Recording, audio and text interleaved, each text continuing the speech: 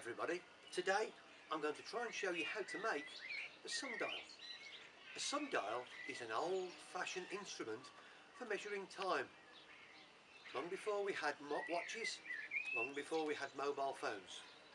Anyway, to make a sundial you need one particular thing, the sun. And as you can see today, it's not shining. Well, of course it is shining, isn't it? It's up there shining like it always does. But of course we've got clouds that are hiding it. But never mind, we'll see what we can do. The other thing you're going to need is a stick in the ground, like that. And if you know where you are, you can point it towards the north and stick it in the ground. That's perfect. Now all we need to do is to get the sun to shine. The sun will shine down and the stick will cast a shadow. Now at the moment it's casting, or would be casting, a shadow that way. I'm going to use that stick as my shadow.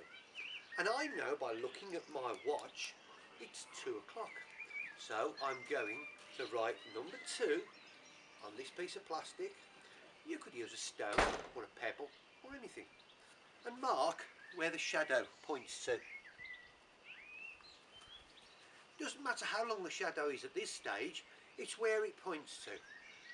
As time goes by you will see the shadow changes its length, and in fact if you lived on the middle of the earth, the fat part of the earth, the part we call the equator, at noon, which is 12 o'clock, there is no shadow because the sun is straight above the stick.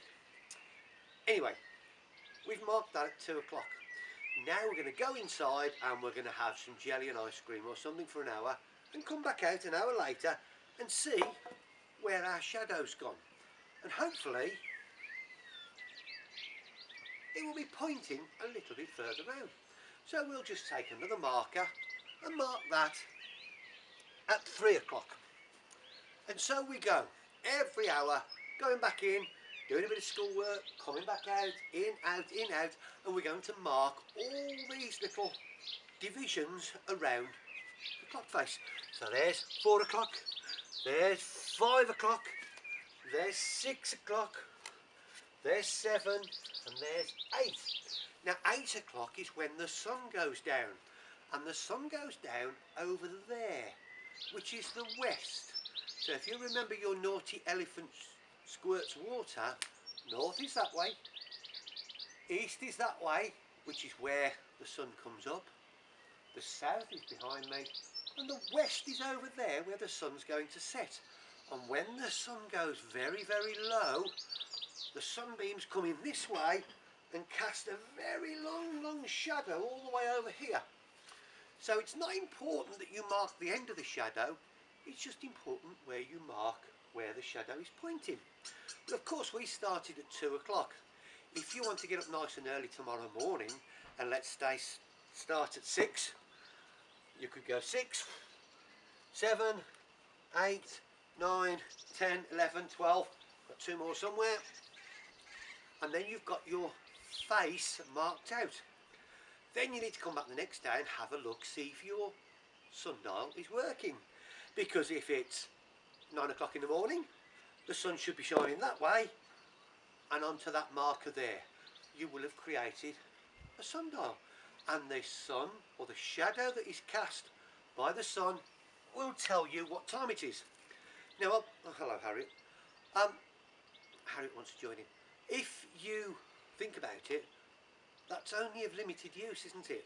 Because when the sun goes down at 8 o'clock or 9 o'clock or even 10 some parts, no sun, no clock.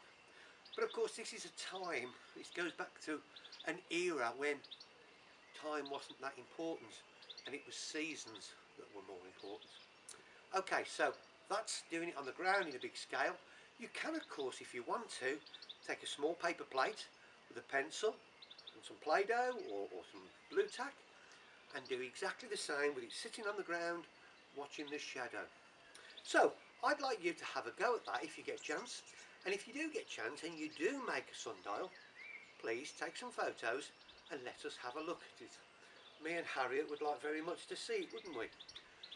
So good luck with your sundials, and I look forward to seeing them next week.